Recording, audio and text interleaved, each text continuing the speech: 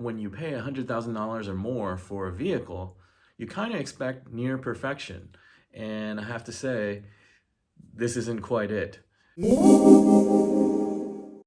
Hey everybody, what's going on? It's PMOC at 86 Drive. Not that long ago, I put out a video talking about the top 10 things that I love the most about my Porsche Cayman. Well, this time I'm going to turn things around and show you the other side of the coin. We're going to talk about the top 10 things that drive me nuts. You know, I wish I could say that the Porsche ownership experience is 100% amazing and perfect and just an absolute joy. And it is a joy, but it's not 100% perfect.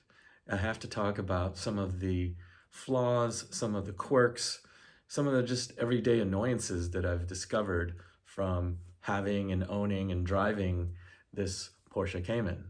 So we're going to talk about that today. Those of you that are, absolute Porsche files that think that Porsche can do no wrong and that everything about the car is perfect, well, maybe you should stop watching right now because I'm going to talk about some of these flaws. Some of them just really make no sense to me. I just really question their choices, their design choices, or some of the aspects of these vehicles. It's just this feeling that when you pay $100,000 or more for a vehicle, you kind of expect near perfection. And I have to say, this isn't quite it. There are definitely some flaws with the vehicle and with the design, some of the design choices, some of the engineering. I don't know. Maybe I'm just ranting here, but I figured in order to share with you all the ownership experience of having and driving a Porsche, I feel like I got to talk about the good and the bad. And so we've already talked about the good stuff. Now let's get into the bad stuff. Now, don't get me wrong, I still love having this car, but like I said, I feel like I got to share the positives and the negatives. It's just part of that ownership experience, and I'm not going to sugarcoat it just so that everybody thinks like, oh, having a Porsche is an absolute dream and a fantasy and there's just nothing wrong with it. That's just not the case, and we're going to get into that now. So these are the top 10 things that drive me nuts about owning this Porsche Cayman GTS. Alright, I'll be the first to admit that I am a bit on the chunky side, and that's why I didn't order the lightweight bucket seats on my Cayman. So I went for the 18-way adjustable seats, which are supposed to be more comfortable and more useful for daily driving, and I figured that they would just fit me a little bit better.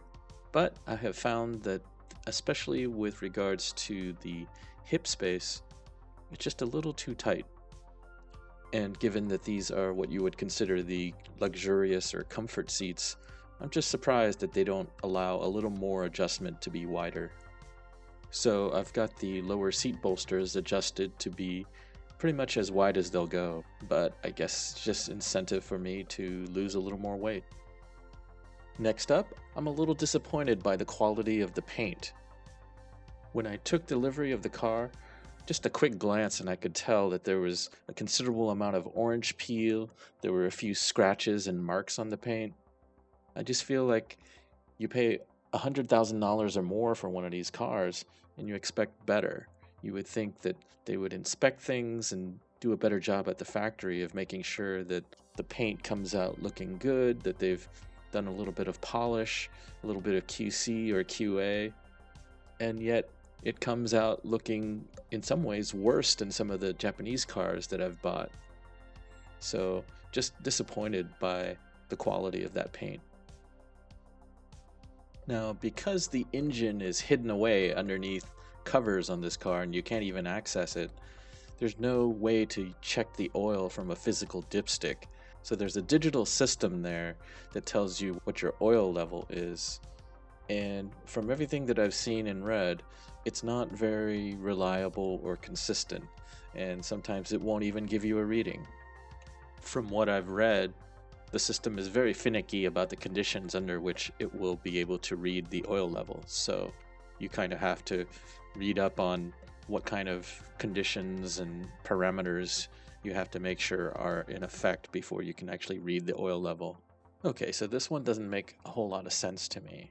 Like most cars, you have an auto up and down window function, and it just automatically rolls all the way up or all the way down. Well, that's true only when the car is on for the Porsche. If you've turned off the car, all of a sudden the auto up and down function no longer works, and you have to hold the switch all the way. So I've basically learned to make sure that I close all my windows before I shut the engine off. I think anyone who has spent some time in a Porsche knows that the cup holder is not to be trusted. Certainly not with a hot cup of coffee, but I will put a closed bottle of water in there.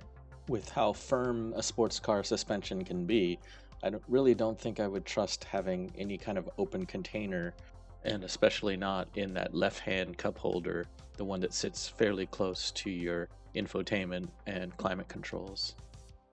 But then here's the real kicker. When you put a regular sized water bottle into the right hand cup holder, the bottle is perfectly aligned to block your view of the lane change assist indicator light.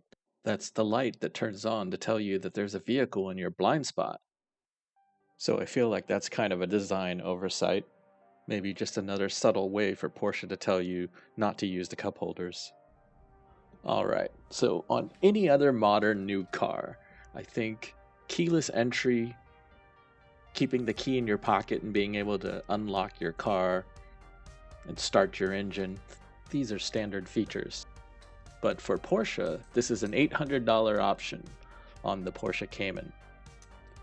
But that's okay because it gives you the additional ability to just wave your hand in front of the front or rear bumper and unlock the front trunk or the rear trunk. So super convenient, right? Well, not exactly, because look at how I'm just waving my hand around like crazy around this bumper, trying to get that front trunk lid to open, and it's just not happening. It's just sort of trial and error, I guess.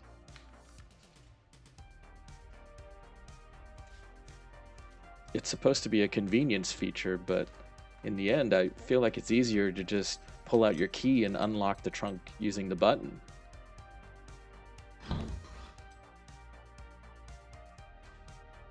I mean, eventually I got it to work.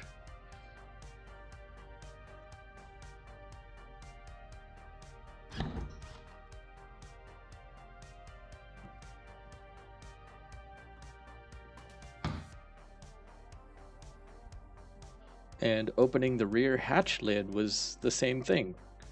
I just don't know what I'm doing wrong, or is the system just that finicky? If somebody knows the secret to getting this to work 100% of the time, please let me know. Here's another one that's got me scratching my head. The climate controls. You can change the temperature and the fan speed, but when you turn off the car, it doesn't remember that setting. Every other car I've ever owned, you would retain the settings, whatever you had it last set to. That's what it would be when you turn the car back on. Not so with this Porsche. The next time you turn on the car, it literally goes back to some preset setting that is saved in the memory. And that's something that you have to program, something that you have to use the side buttons on the door to save the climate settings, and each time you start the car, it goes back to those settings, not to whatever you had the climate control last set to. And this makes absolutely no sense to me.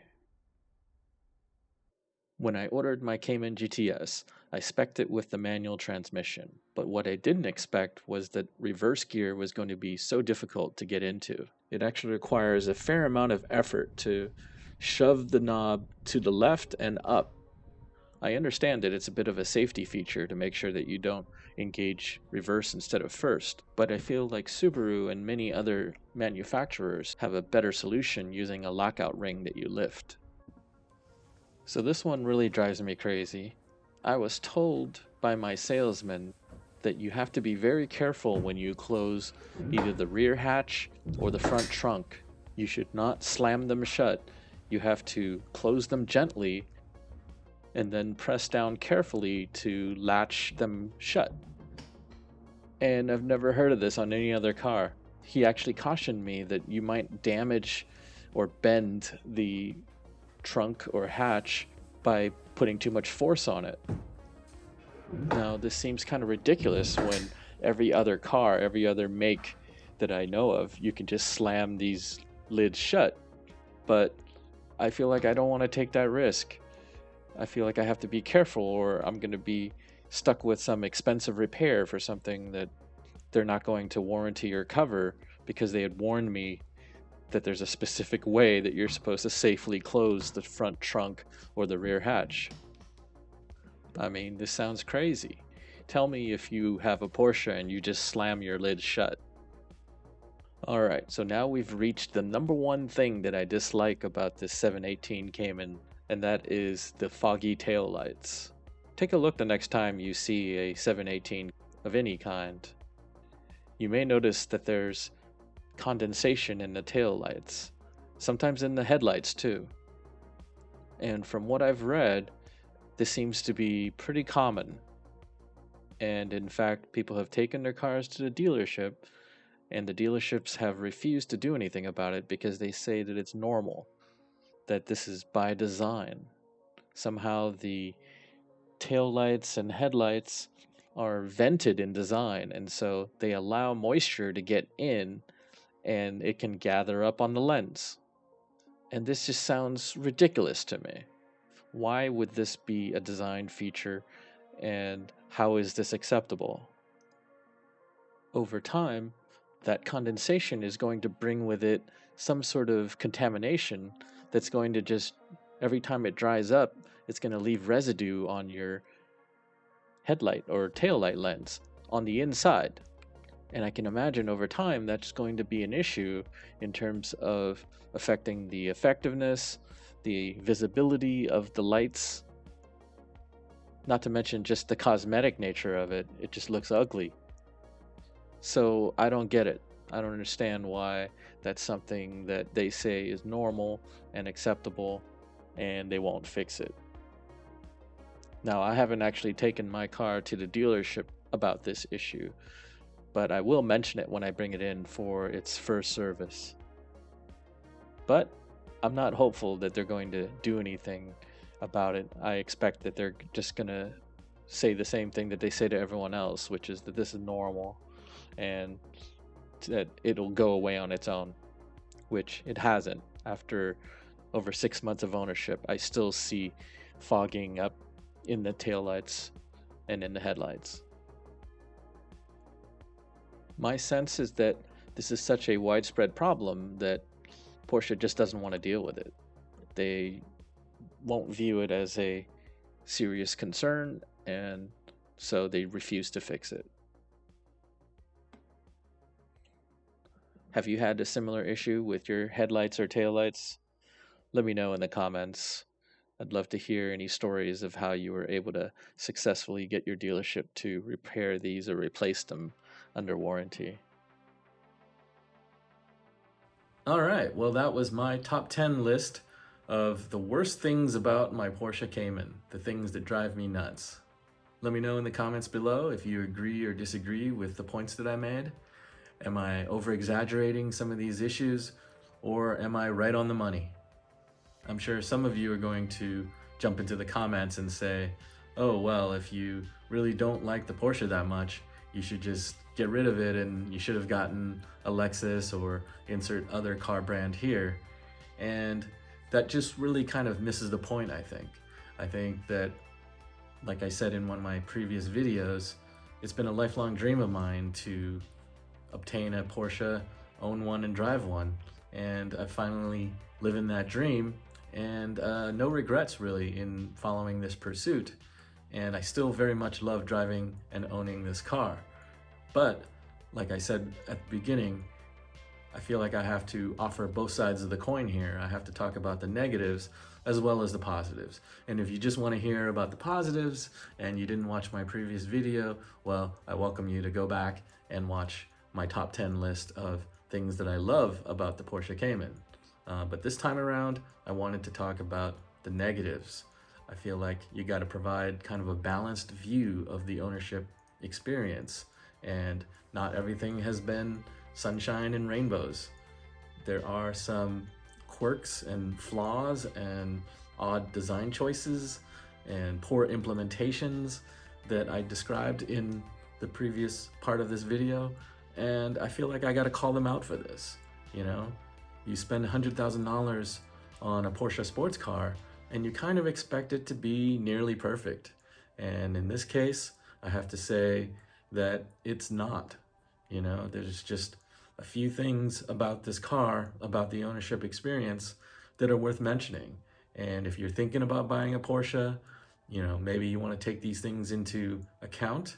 You got to consider all the factors and compare that against some of the other cars that you might be looking at to see, you know, can I live with this? Is this something that would drive me nuts? Or am I okay and I can go ahead and pull the trigger with buying or placing an order for a new Porsche? Anyways, hopefully this was helpful to you. I'm going to continue making videos about my ownership experience, how much fun I'm having during the summer, driving out there on the roads, going to car meets, maybe even going to the racetrack. So stay tuned. Please like and subscribe if you haven't already. And yeah, thanks as always for watching, and I will see you in the next video. Take care.